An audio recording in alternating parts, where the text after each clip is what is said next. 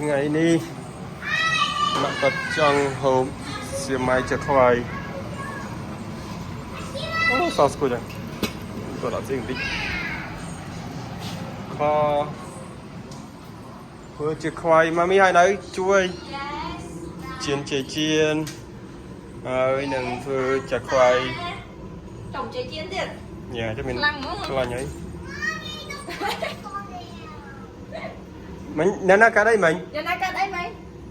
mình nana chi máu mày thưa mày đùa ngay coi nhầm it's dangerous là như này it's not a ba trường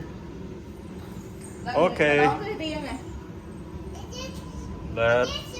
start doing it let's do it try nữa chắc phải thôi chẳng thể con các bạn chẳng thể thôi các bạn tam những đồng rơi ca trong bạn thôi các bạn trong bạn con các bạn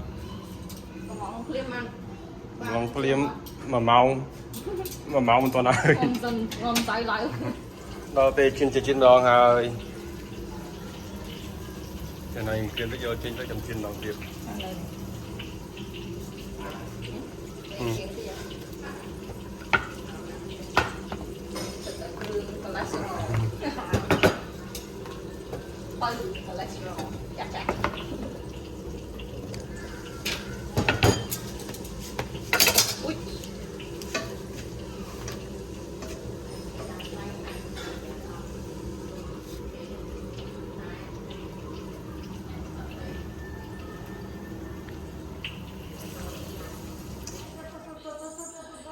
cái chiên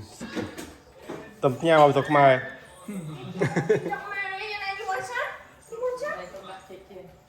cái này you want cái chiên fried banana Chinese donut fried banana you want fried banana giờ nó cho nhâm chả khoai ạ nhâm hay nữ nó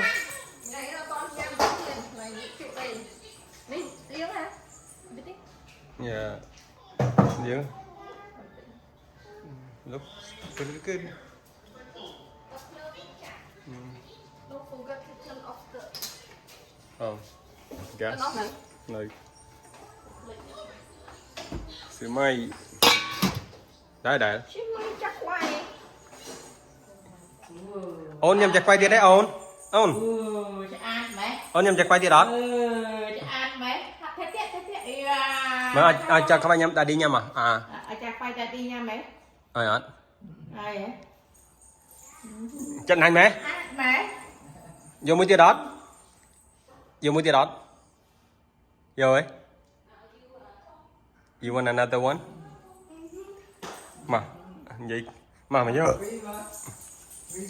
xin ngay nhọt mày đây mán mày đây muối ok thì dọc luôn này á go get it vô đó đó giờ nó too short nó daddy thấy ơi here daddy get the big one for you ní giờ ní tục bên cũng phải là last one okay okay last one à mình chỉ trên này nè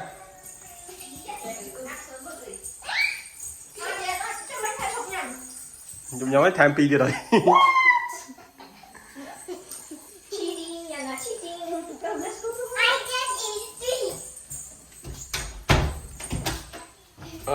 để chơi homework chơi log nói cái cu thuê hả ngân mấy nana cu thuê chẳng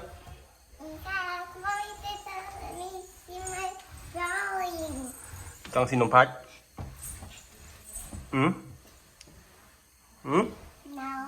dân chụp cô ok ok ok ta kéo với nhau chơi homework let's go